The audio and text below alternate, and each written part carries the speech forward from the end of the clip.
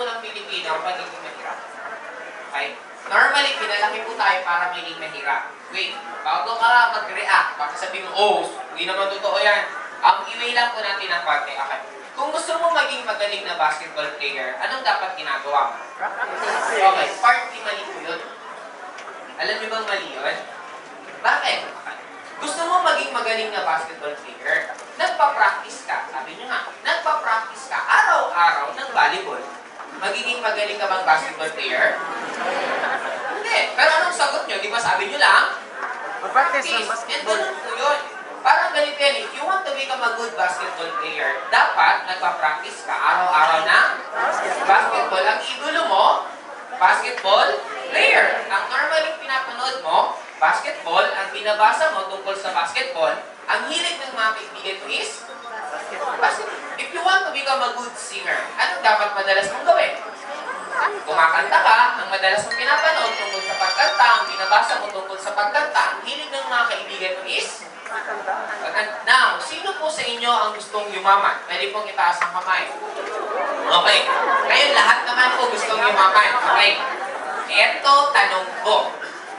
Meron ka bang idolong mayayaman? May binabasa ka bang libro na nakakatulong sa'yo para ka yumaman? May mga pinapanood ka ba na nakakatulong sa'yo para ka yumaman? Ang hilig ba ng mga kaibigan mo is pagyaman din? Now, pag ang normaling sagot mo sa akin is no, yun ang reason bakit ka nahihirapan yumaman. Hindi naman po talaga dahil sa mahirap yumaman, nagkataon lang po kasi yung ginagawa mo hindi inclined sa pagyaman. Parang ganito yan eh. Nandito ako ngayon sa Bisaya. Gusto kong makarating ng Luzon. Sumakay ako ng eroplano papuntang Mindanao. Saan ako makakarating? Dagdagan ko ng magic word. Nandito ako ngayon sa Bisaya. Gusto kong makarating ng Luzon. Before ako sumakay, everyday nagdadasal ako. Lord, pagbigyan niyo po ako, gusto ko pong makarating ng Luzon. Simula sa entrance ng simbahan hanggang sa altar, nakaluhod ako naglalakad, papunta doon. Ngayon, ang sinasabi ko, pagdating ko, Lord, gusto ko pong makarating ng Luzon. Ibig sabihin ng everyday, yun ang ginagawa ko. Nung time na aalis na po ako, sumakay ulit ako sa eroplanong papuntang Mindanao. Saan ako makakarating? And that's life. Parang ganito lang po yan eh.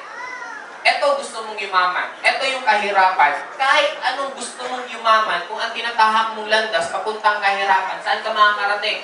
Kahirapan. Galing po kaming bugo.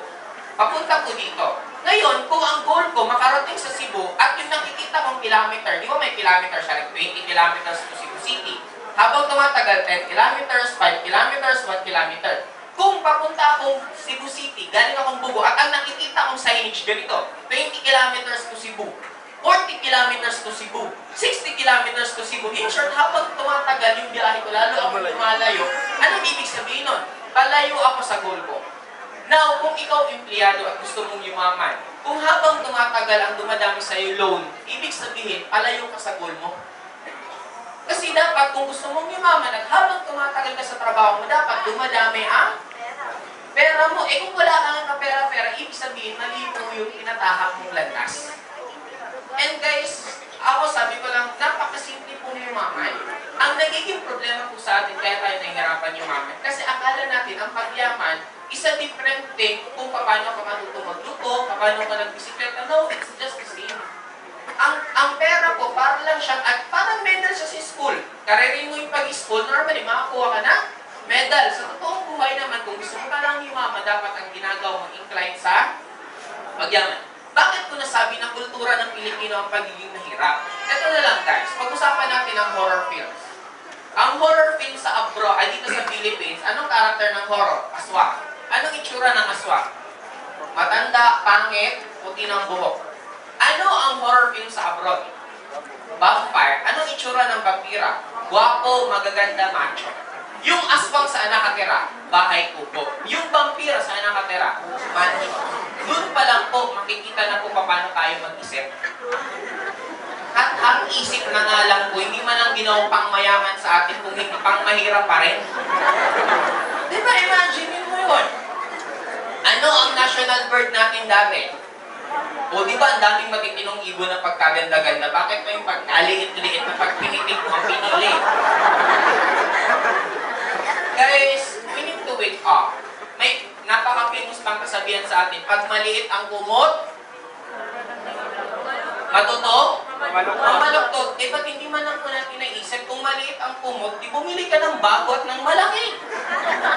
Di ba parang komportable ka matulog? Bakit ka magtsatsaga? Magpupuyukot ka ng sarili mo. Eh, ang dami naman na kumot na malalaki. Kasi the moment na inisip mo gano'n, pag sinaniniwala ka sa kasabihan ng pag maliit ang kumot, matutong mamaluktot, sinabi mo na sa sarili mo, pag mahirap ka, makontento ka na lang. Guys, one major reason bakit po tayo nahihirapan, sorry lang po, patapusin lang muna ako dahil dito. Why? Okay. Lahat kayo may cellphone. Willing po ba kayo na lahat ng cellphone nyo palitan ko ng brand new? Okay, papalitan kong brand new 5110. Gusto nyo po ba? Uy, may nag-yes kanina. Okay, bakit ayaw nyo? Kasi ang 5110 po, sumikat siya 1998. Ibig sabihin, yung 1998 na sumikat, anong tawag? Jurassic. Laos na. Kaya ayaw niyong gamitin. Okay. Sino po yung nag-aaral? Diyan, ikaw bro, anong year mo na? College. Bakit ka nag-college? Para yumaman. Okay. Ngayon,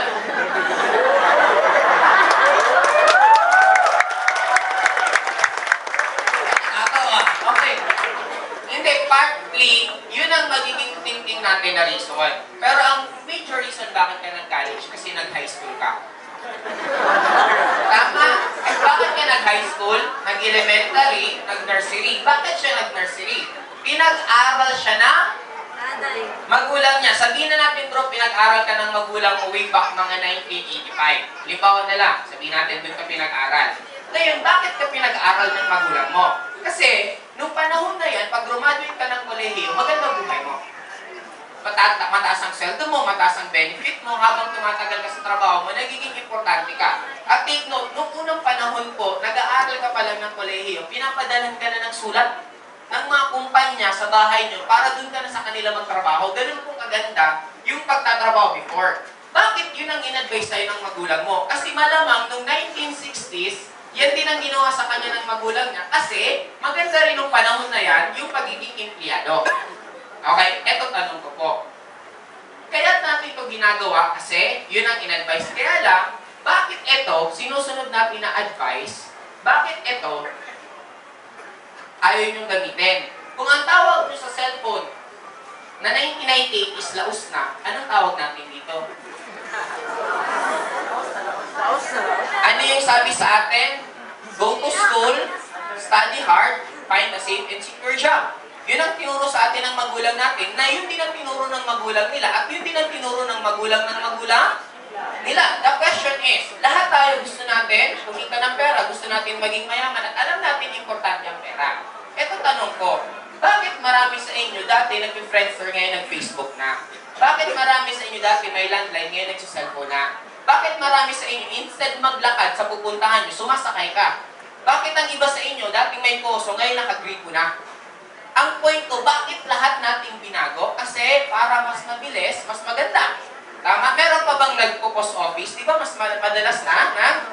I-email ka na. Ngayon, ito yung point. Lahat natin sinabay sa agos. Lahat tayo nag-change. Para mas mapabilis, para mas mapaganda. Ito question ko, bakit ito hindi natin magawang baguhin? Kaya ka nababagalan, yumaman, kasi yung ginagawa mong advice, ginawa pa nung unang panahon pa. Kung ito laos, ang tawag ko dyan, antique. Sometimes we're so attached sa masyadong tinuro sa atin na nung unang panahon pa, na sad to say po, laos na po sa panahon ngayon. Yun ang reason bakit tayo nahihirapan yumaman. Hindi naman talaga dahil sa mahirap yumaman. Tingnan nyo.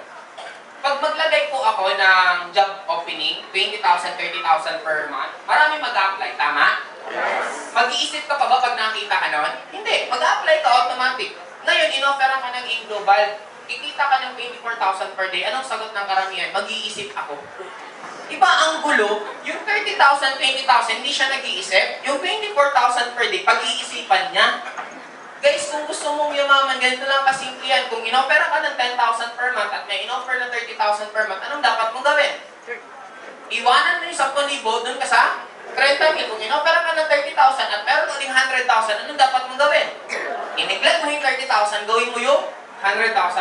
And guys, ako ganun lang po kasimple ang prinsipyo ko sa buhay. I'm not so attached kung ano yung sasakyan ko. Halimbawa dito, nandito ako ngayon sa Cebu. Papuntang Luzon, pwede ako magbarko, pwede ako mag-aeroplano. Ngayon, ano yung point ko? Bakit ako magbabarko kung may aeroplano na?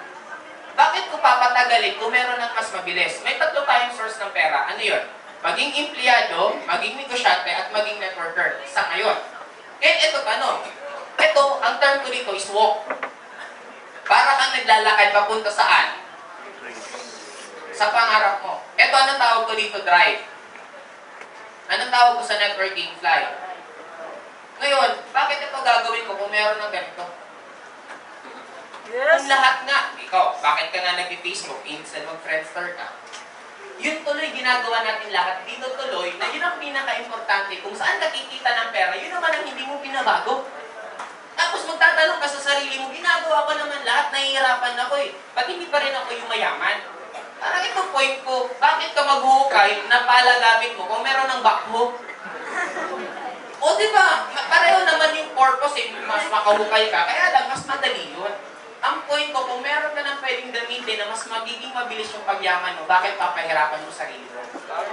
Yes!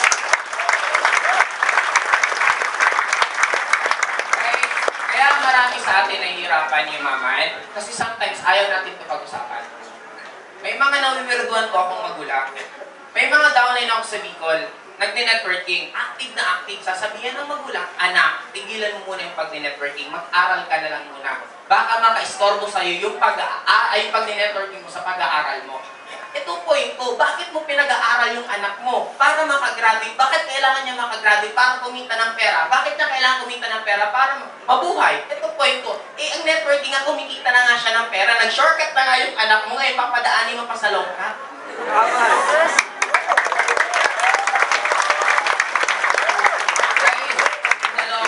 Pwedeng sabihin mo, parang mali naman yung sinasabi mo, parang hindi naman yung in the long run, ito tatanungin ka namin. Anong mas importante? Yung anak mo na cum laude o yung anak mo binibigyan ka ng 50,000 buwan-buwan? Diba, in the long run, marami po nangungulo sa akin, sabi sa akin, sayang ng course mo na computer engineer ka pa, pinag-aral ka pa ng magulang mo. Eh, ito yung point ko.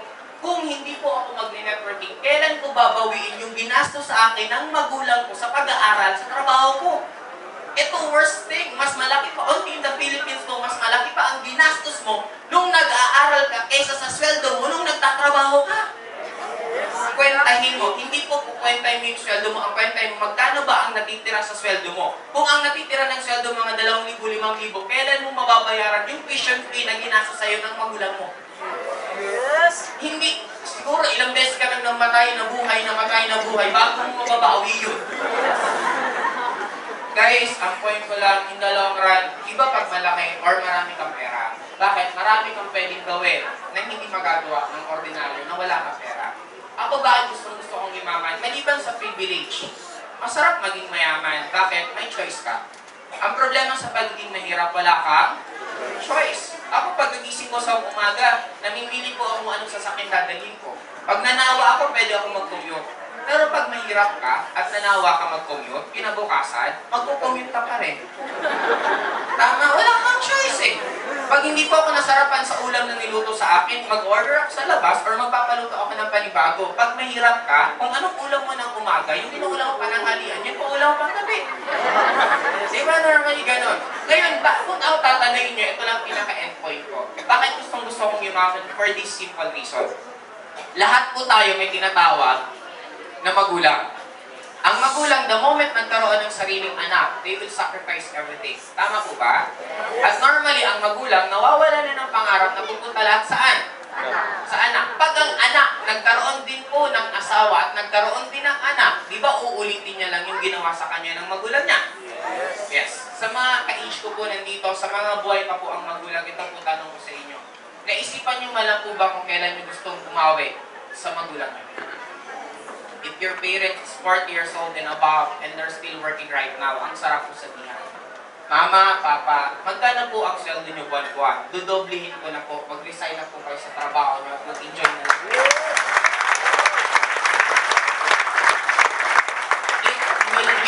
useless if you have millions ang kausap mo nicho na. Hindi na ma-appreciate ng magulang mo ang pera mo kung hindi na sila buhay. Mas masarap magsabi ng I love you, mas masarap magregalo sa isang taong mararamdaman pa niya, hindi sa isang taong wala na. Ito tanong ko po sa bawat isa sa inyo, anong mas importante sa inyo? Trabaho niyo o loved ones niyo? Di ba ang bilis naman natin loved ones? Ito tanong ko po, nung may PTA meeting yung anak mo at niyaya kang umattend ng meeting, anong sagot mo? Anak, pasensya na, may trabaho si mama. Nung niyaya ka ng anak mo biglaan mamasyal, anong sagot mo? Anak, may trabaho si mama, pasensya na. Uulitin ko ang tanong, anong mas importante? Trabaho mo o loved ones mo? Sa may mga trabaho kong nandito ngayon, kung nanghihingi ka pa po ng pera sa magulang mo, kilabutan ka naman po. What's the purpose of waking up early, working out 8 hours a day, going home late, pagod na pagod ka tuwing umaga, tuwing hapon, tuwing gabi, araw-araw ka nagpupuyat, para saan? Para manghihingi ng pera. I do believe kaya ka nag-work, dapat ikaw nang nagbibigay ng pera, hindi ikaw ang nanghihingi. Sa mga kaedad ko pong nandito, china-challenge ko po kayo. Mamaya pag uwi nyo sa bahay nyo, antayin nyo yung magulang nyo matulog. Pag nakita nyo yung magulang nyo tulog na, tingnan nyo yung mukha. Pag yung mukha nila hindi na po maaliwalas, nahihirapan na po yan sa buhay nila. And I do believe, being their children, it is our obligation na tapusin na yung paghihirap ng mga magulang natin. Na tayo na